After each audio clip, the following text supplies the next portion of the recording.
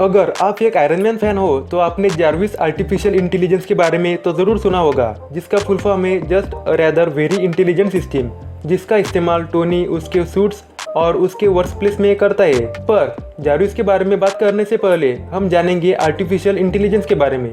तो artificial intelligence यानी AI एक ऐसी मशीन है जो खुद सोचने, समझने और सीखने की एबिलिटी रखती है, जो कि इंसानों द्वारा बनाई जाती है। मतलब इंसानों द्वारा बनाई गई इंटेलिजेंस होती है आर्टिफिशियल इंटेलिजेंस। तो चलो अब हम आर्टिफिशियल इंटेलिजेंस के 3 स्टेजेस देखेंगे, जैसे नंबर 1 ANI यानी आर्टिफिशियल नैरो इंटेलिजेंस, नंबर 2 यानी आर्टिफिशियल जनरल इंटेलिजेंस और नंबर 3 ASI यानी artificial super intelligence. Number 1 ANI artificial narrow intelligence, ये ऐसे तरह की इंटेलिजेंस है जो सिर्फ बताया हुआ काम ही करती है। मतलब यही वो AI है जो हम आज रोजाना हमारे जीवन में इस्तेमाल करते हैं। मतलब कुछ प्री डिफाइंड टास्क कंप्लीट करने के लिए इस AI का इस्तेमाल किया जाता है। और आज के समय में सभी छोटे बड़े आर्टिफिशियल इंटेलिजेंस इसी स्टेज में आते हैं। गूगल असिस्टेंट, सीरी, अमेजोन एलेक्सा और सोफिया सभी आर्टिफिशियल नैरो इंटेलिजेंस का ही एक हिस्सा है। नंबर 2 AGI यानी आर्टिफिशियल जनरल इंटेलिजेंस। इस AI में इतनी कैपेबिलिटी होती है कि ये इंसानों की तरह सोच सकती है।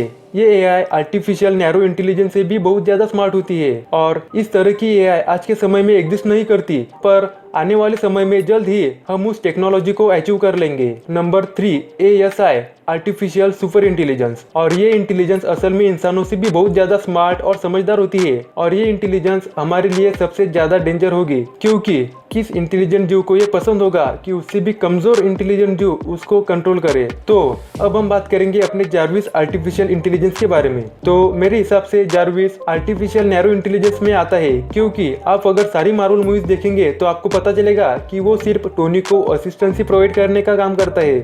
और इसके अलावा टोनी ने खुद उसमें ऐसी बहुत सारी स्मार्ट प्रोग्रामिंग की है जिसकी वजह से जार्विस हमको इतना इंटेलिजेंट दिखता है। और इसके साथ ही जार्विस और उसके हार्डवेयर का इंटीग्रेशन भी बहुत ही बढ़िया तरीके से किया गया है, जो कि ओवरऑल जार्विस की इंटेलिजेंस और उसकी इफिशिएंसी को इम्प्रूव करने का काम करता है। तो अब आपके मन में एक सवाल आ रहा होगा कि क्या हम असल में जार्विस जैसा कोई AI बना सकते हैं? तो इस सवाल का जवाब देने से पहले मैं आपको मिलवाना चाहता हूँ रियल लाइफ में एग्जिस्ट करने वाले फेसबुक के मालिक मार्क जुकरबर्ग के जार्विस आर्टिफिशियल इंटेलिजेंस से। यहाँ पर आप लोग कंफ्यूज मत हो, क्योंकि टोनी के AI का नाम भी जार्विस है और जो रियल लाइफ में AI एग्जिस्ट करता है उसका नाम भी जार्विस ही है, जिसे मार्क जुकरबर्ग ने बनाया है। मार्क जुकरबर्ग का जार्विस भी ANI में ही आता है। और आपको जानकर हैरानी होगी कि मार्क जुकरबर्ग के पूरे घर में ये AI ऑपरेशनल है, सुबह उठने से लेकर रात को सोने तक। और घर पर आने वाले मेहमानों के बारे में भी ये AI मार्क जुकरबर्ग को सभी जानकारी देता है।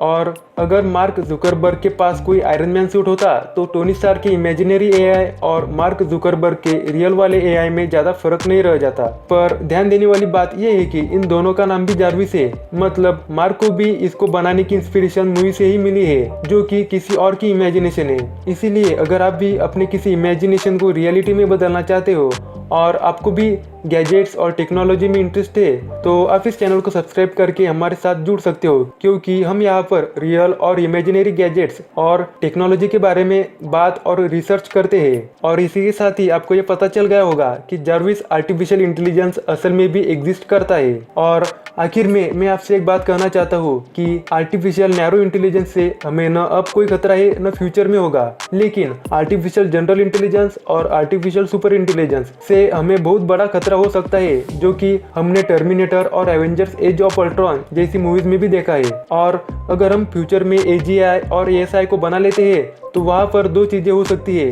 पहली चीज ये हो सकती है कि मानवता की एवोल्यूशन का एक नया जन्म होगा अगर वो AI हमारी मदद करना चाहे तो। और दूसरी चीज मानवता का पूरी तरह से विनाश अगर वो AI हमें खतरा समझने लगे तो। पर किसी को भी ये नहीं पता कि आने वाले कल में क्या होगा, इसलिए आने वाली AI हमारे लिए अच्छी होगी या बुरी ये कोई नहीं जानता। इसीलिए स्टीफन हॉकिंग का AI के बारे में एक कोट है कि it will either be the best thing that's ever happen to us or it will be the worst thing. If we are not careful it very well may be the last thing. क्योंकि आपने ये video यहाँ तक पूरा देखा है, इसलिए आपको इसका मतलब अच्छी तरह से समझ आया होगा कि उन्होंने AI के बारे में ऐसा क्यों कहा था। तो बस आज के लिए इतना ही। अगर वीडियो पसंद आया तो लाइक करो और पसंद नहीं आया तो डिसलाइक करो। फिर मिलते हैं नेक्स्ट वीडियो में, तब तक के लिए tata bye bye. not a game, it's a rich thing.